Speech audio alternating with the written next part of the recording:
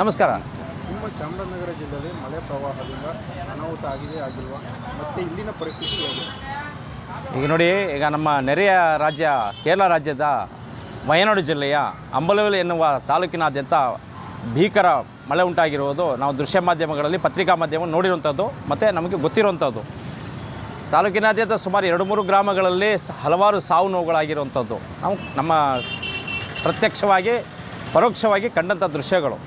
ಆದರೆ ಆ ಪರಿಸ್ಥಿತಿ ನಮ್ಮ ಚಾಮರಾಜನಗರ ಜಿಲ್ಲೆಯಾದ್ಯಂತ ಬರೋದಿಲ್ಲ ಅನ್ನೋ ಒಂದು ವಿಶ್ವಾಸ ಮತ್ತು ಸಂಪೂರ್ಣವಾದ ನಂಬಿಕೆ ನಮಗಿದೆ.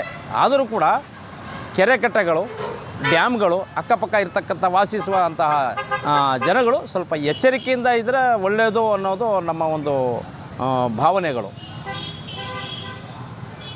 ಹಾಗೂ ಇಲ್ಲಿನ ರೈತರ ಪರಿಸ್ಥಿತಿ ಹೇಗಿದೆ? ರೈತರ ಪರಿಸ್ಥಿತಿ ಈಗ ತಾತ್ಕಾಲಿಕವಾಗಿ ಚೆನ್ನಾಗಿದೆ, ಏನು ತೊಂದರೆ ಇಲ್ಲ. ಬೆಳೆಗಳು ಸುಮಾರು ಬೆಳೆಗಳು ನಾಶವಾಗವೆ. ಆಮೇಲೆ ಈರುಳ್ಳಿ ರೇಟು ಕುಸಿದೋಗಿದೆ, ಬೆಳೆಗಳು ಸರಿಯಾಗಿ ಬರ್ತಾಯಿಲ್ಲ. ಭಾಳ ತೊಂದರೆಯಲ್ಲೂ ಕೂಡ ಇದ್ದಾರೆ ನಮ್ಮ ರೈತ ಬಾಂಧವರು. ಮಳೆಯ ಆರ್ಭಟ ಸ್ವಲ್ಪ ಕಮ್ಮಿ ಆದರೆ, ಮಳೆ ಬೆಳೆ ಆದರೆ ರೈತರಿಗೆ ಒಂದು ನಿಟ್ಟುಸಿರು ಬಿಟ್ಟಂಗಾಗುತ್ತೆ.